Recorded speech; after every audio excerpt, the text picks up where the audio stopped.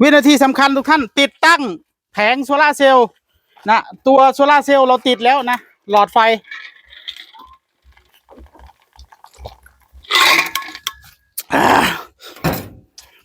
ติดได้บนนอกบัดนี้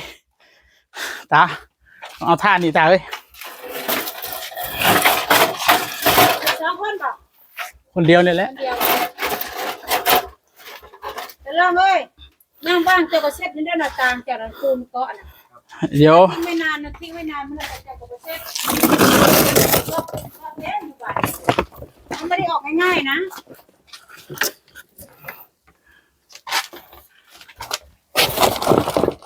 ประกอบกันเนาะโอ้มันอันนี้มันต้องประกอบทีหลังเอาตัวนี้ขึ้นยิ่งก่อนนี่เดี๋ยวเอาไปประกอบเลยเดี๋ยวสึกมันยังไงมับเทิงพุ่นเลยอันนี้เอาไว้ขางได้บ่วะยิงแซนี่เลยเนาะโอ้ตกใจคือแท้โอ้ยตกนี่เลยตายดับเลยแบบนี้บุ้มีเงินซื้อเลยตาถึง18,000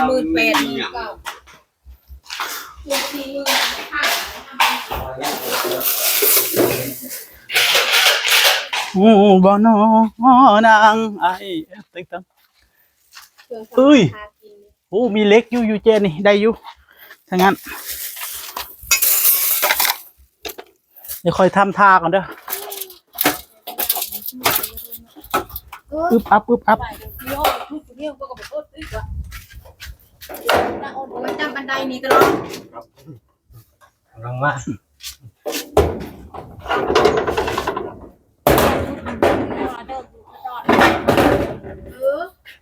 ทำความสะอาดเองเลยโอ้อันนี้มันสูงพูดวะเฮ็ดอันนี้บ่ถึงกันได้ล่ะเพื่อนเพลงเพื่อนเจ้าเด้อเฮ็ดให้แห้งละต้องแบบนี้เอาเนาะบ่แม่นเล็กอันนอกยิงพลาดเลยทีตั้งมาเลยแล้วก็ยิงน็อตล็อกเพราะว่าใจจริงอยากติดบนหลังคาเลยแต่ว่าไม่ถึง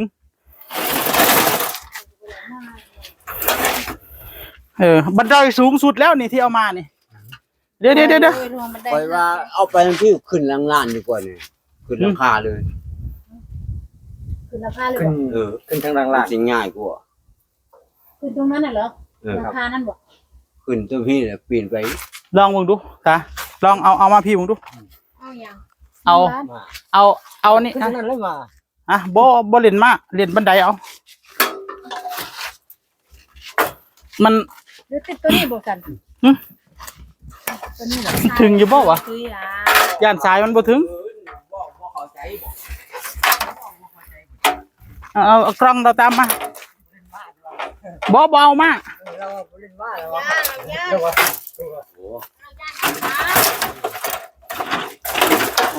เจ้าบริเวณของต้องพิจารณาคือ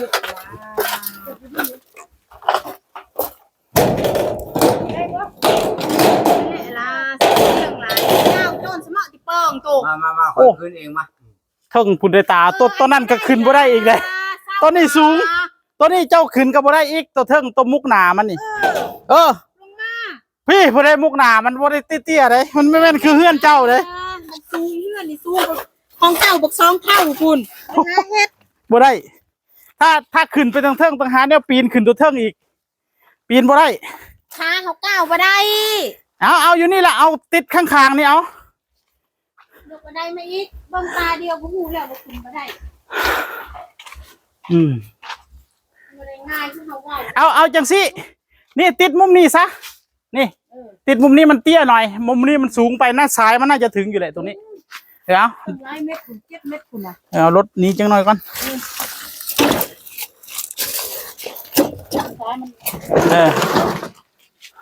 ปัญหาตอนนี้คือมันมีแต่มุมสูงๆพี่น้องเอ้ยติดอันนี้ลำบากเอาหมูตำเลยมึงนี่จะตำทอดที่ดอกตายกันมองนี่ถึงน่าชีได้อยู่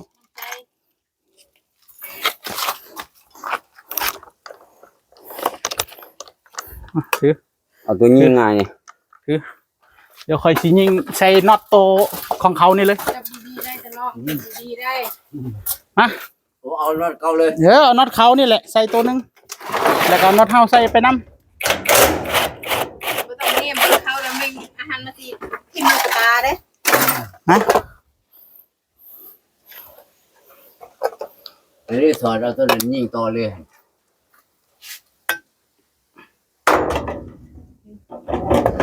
แม่ล่นซ้ อ๋อ ติดโซลาร์เซลล์จน4 โมงแรงเลยเนาะยังบ่ได้อยู่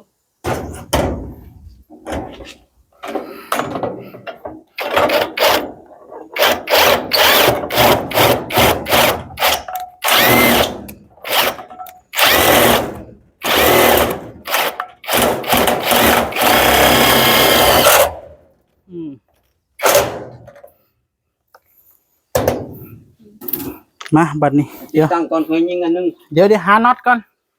มันต้องเอาน็อตอีก2ตัวพุ่นเด้ อันนี้เราต้นขาดิ บ้ามันบ่แม่นน็อตของมันคือสิยิงได้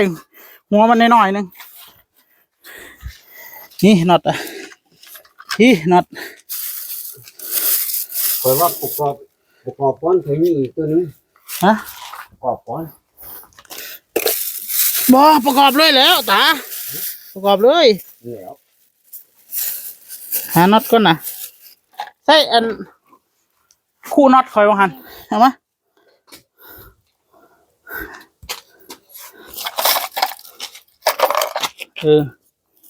หาน็อตก่อนสักครู่เย่น็อตนั้นตัวนี้ได้ละตัวหนึงหาน็อตยาวๆก่อนน็อตสั้นเกิน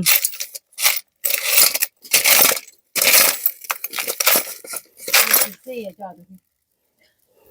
เรื่องฉันเที่ยวคนนี้สิบบาทละอ้วน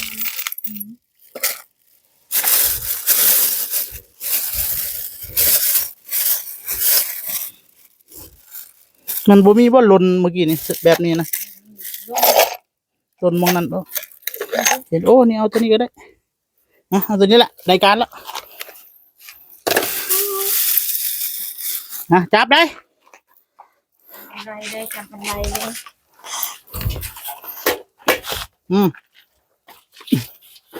อึบอับ อ้วนขึ้นดีนี่บันไดมันยุบเงียบเลย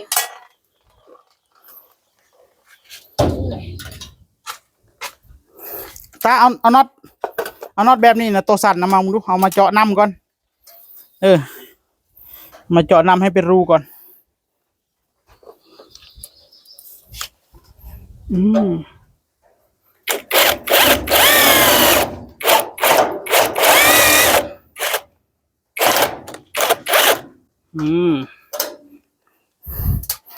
เจาะน้ำให้เป็นรู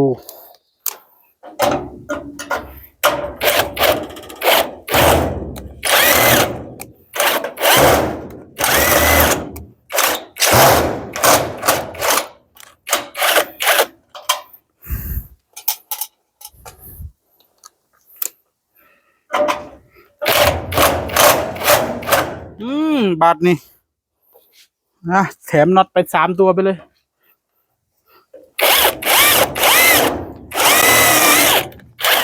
เดี๋ยวเขาจะเอามาลักถอดไปเนาะมันสิได้ถอดยากเลยเนาะสูงปานนี้ก็ค่อยบลักเนาะค่อยกันได้ เอาเทนคนน่ะเอาไป ค่อยถอดใจแล้วสูงโคตรเอาละบาทนี่ตารับ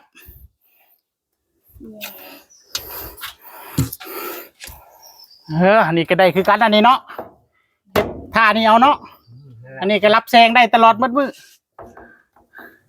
ใช่แหละน็อตมันอยู่ใส่ นอนมันเลย ใช่ในตัว ในน็อต นั่นในตัวมันใช่ไหม ในถุงของมันนะ นี่อยู่นี่ เอาออกมามันมีถุงของมันอยู่เดี๋ยวมาเดี๋ยวลงก่อนถือก่อนให้ขยับก่อน จะหอบเนาะตะไนกินน้ำก่อนตะไน ไหนน็อตในตัวมัน โลกนี้สโตก นี่น็อตตัวนี้ ไปเอาตาว่างลงนะตาว่างลงแม่งอันนั้นเจ้านะแมวไปเจ้าขึ้นเจ้าพุ่นไปสิพุ่นเจ้าพี่ไปสายมันว่างไว้ก้อนสายมันนะ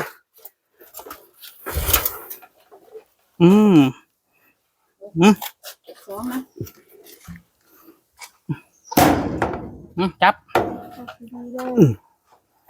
ถือไว้เด้อ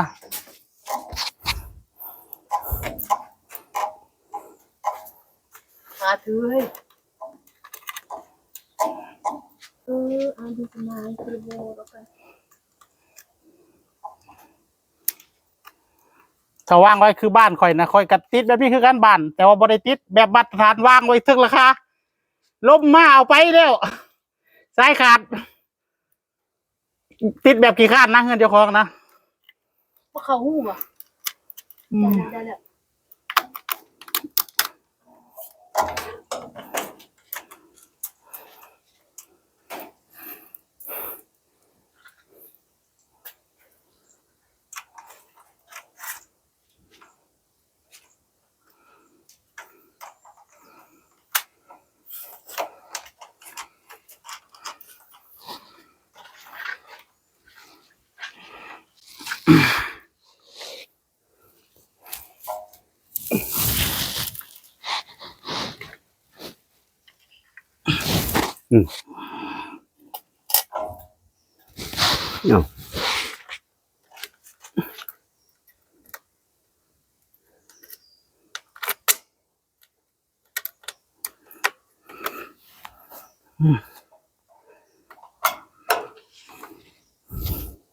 เซ็ตเป็นมันนั่นกันหายอยู่แล้ว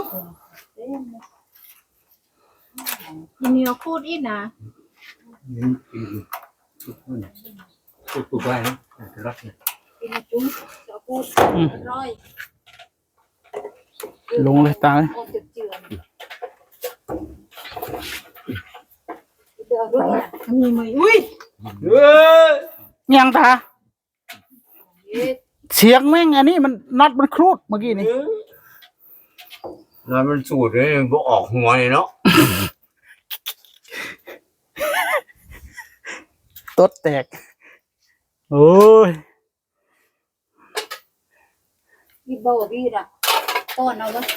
เอาไม้ก้อนมาจะได้ไหมตรงเนี้ยmình đẩy nắp thẳng nhúก้อนหมอก้อนหมอเอาดึงไอ้ตรงนั้นเนี่ยฉันดูnó rồi cái quay còn ní นี่นะสิอวยเขานี่cái มาเอามาจะเป็นได้ดีๆได้จะลองลงมาเนี่ยแหวงมาเนี่ยจะลองไปดูดิเจนดับยูคือจังสมือนี้เลยวันนี้ไปเรื่อยๆคำไหนนอนนั้นแม่นบ่คำไหนนอนนั้นเลยจีบันนี้บับ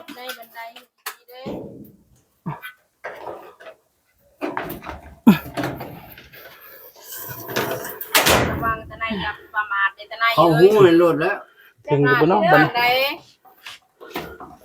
ไปบันนี้ชิบอัพกินน้ำกันตะไนไป